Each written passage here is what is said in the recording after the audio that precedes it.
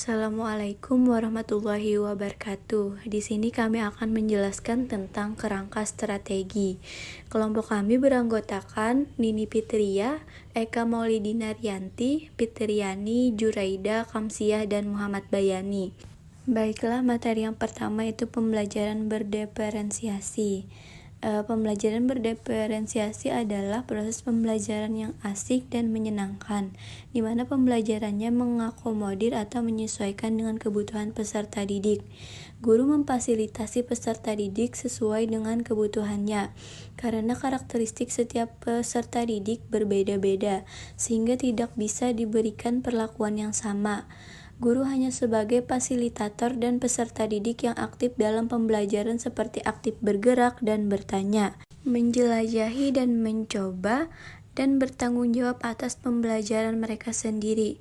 Berdasarkan data PPL terkait pembelajaran berdiferensiasi ini meliputi kemampuan awal, perkembangan fisiologis, status sosial, motivasi, minat, emosi, dan gaya belajar.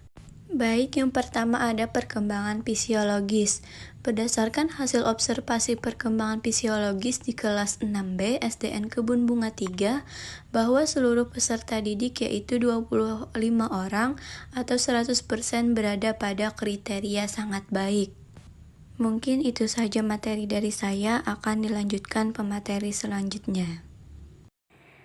Strategi diferensiasi yang kedua, status sosial.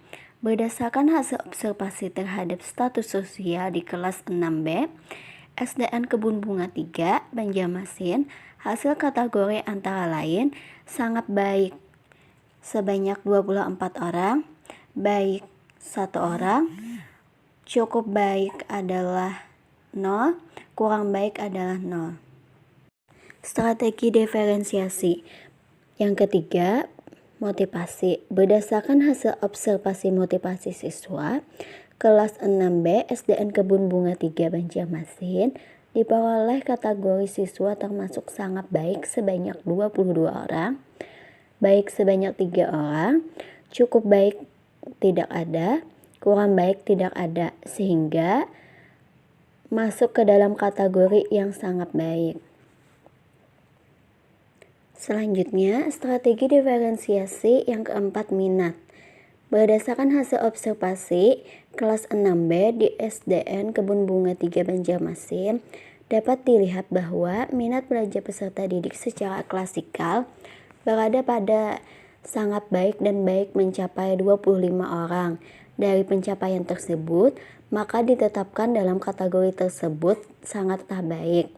Kriteria sangat baik, jumlah peserta didiknya adalah 15 orang, baik jumlah peserta didiknya adalah 10 orang, cukup baik tidak ada, kurang baik tidak ada.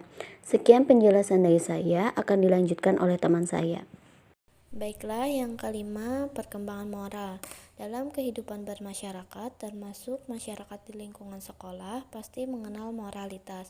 Bahkan, moralitas ini dijadikan sumber atau acuan untuk menilai suatu tindakan, perilaku, karena moralitas memiliki kriteria nilai atau value yang berimplikasi pada takaran kualitatif, seperti baik buruk, benar salah, pantas tidak pantas, wajar atau tidak wajar, layak atau tidak layak, dan sejenisnya.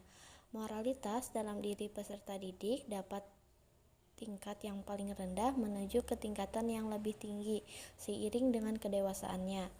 Berikut di samping ada tabel.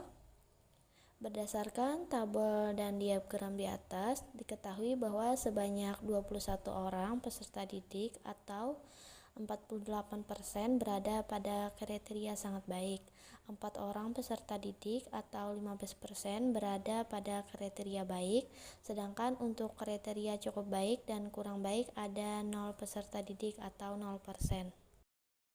Yang keenam, motivasi. Motivasi kadang timbul dari dalam diri individu itu sendiri atau motivasi intrinsik, dan kadang motivasi itu muncul karena faktor dari luar atau disebut motivasi ekstrinsik. Di samping itu, motivasi peserta didik dalam belajar kadang tinggi, sedang, atau bahkan rendah. Motivasi belajar yang tinggi dari peserta didik akan tampak dari ketekunannya dalam belajar yang tidak mudah patah untuk mencapai keberhasilan. Meskipun banyak rintangan yang dihadapinya, motivasi yang tinggi dari peserta didik dapat menggiatkan aktivitas belajarnya. Berikut ada tabel kriteria jumlah peserta didik. Berdasarkan tabel dan diagram di atas dapat diketahui bahwa 22 orang peserta didik atau sebanyak 88% berada pada kriteria sangat baik. 3 orang peserta didik atau 12% berada pada kriteria baik, sedangkan untuk kriteria cukup baik dan kurang baik ada 0 peserta didik atau 0%. Yang ketujuh, etnik. Pada sekolah dan kelas yang Anda ampu, mungkin saja terdapat peserta didik dengan multi etnik atau suku bangsa. Seperti dalam satu kelas kadang terdiri dari peserta didik etnik Jawa, Sunda, Madura, Minang, dan Bali, maupun etnik lainnya. Implikasi dari etnik ini, pendidik dalam melakukan proses pembelajaran perlu memperhatikan jenis etnik apa saja yang terdapat dalam kelasnya. Data tentang keberagaman etnis di kelasnya menjadi informasi yang sangat berharga bagi pendidik di dalam menyelenggarakan proses pembelajaran. Seorang pendidik yang menghadapi peserta didik hanya satu etnik di kelasnya tentunya tidak sesulit yang multi etnik. Berikut di samping ada tabel kriteria jumlah peserta didik. Berdasarkan tabel dan diagram di atas dapat diketahui bahwa 23 orang peserta didik atau 92% berada pada kriteria sangat baik. 2 orang peserta didik atau 8% berada pada kriteria baik, sedangkan untuk kriteria cukup baik dan kurang baik ada 0 peserta didik atau 0%. Selanjutnya, 8. Kultural. Peserta didik kita sebagai anggota suatu masyarakat memiliki budaya tertentu dan sudah barang tentu menjadi pendukung budaya tersebut. Budaya yang ada di masyarakat kita sangatlah beragam, seperti kesenian, kepercayaan, norma, kebiasaan, dan adat istiadat. Peserta didik yang kita hadapi mungkin berasal dari berbagai daerah yang tentunya memiliki budaya yang berbeda-beda, sehingga kelas yang kita hadapi kelas yang multikultural. Implikasi dari aspek kultural dalam proses pembelajaran ini, pendidik dapat menerapkan pendidikan multikultural, sehingga peserta didik dalam melakukan proses pembelajarannya harus mampu menyikapi keberagaman budaya yang ada di sekolahnya atau kelasnya. Berdasarkan tabel dan diagram di samping, diketahui bahwa banyak 24 orang peserta didik atau 46% berada pada kriteria sangat baik.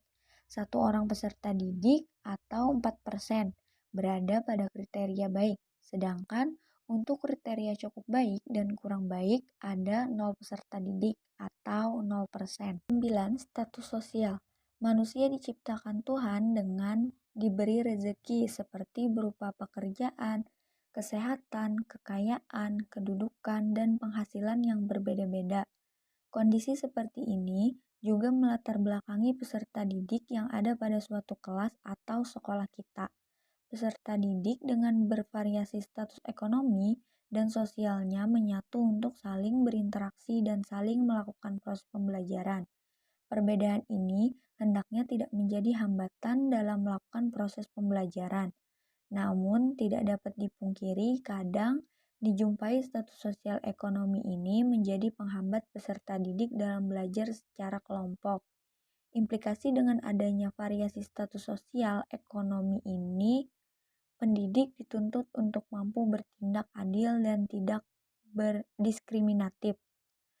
Berdasarkan tabel diagram di samping, diketahui bahwa 25 orang peserta didik atau sama dengan 100% berada pada kriteria sangat baik.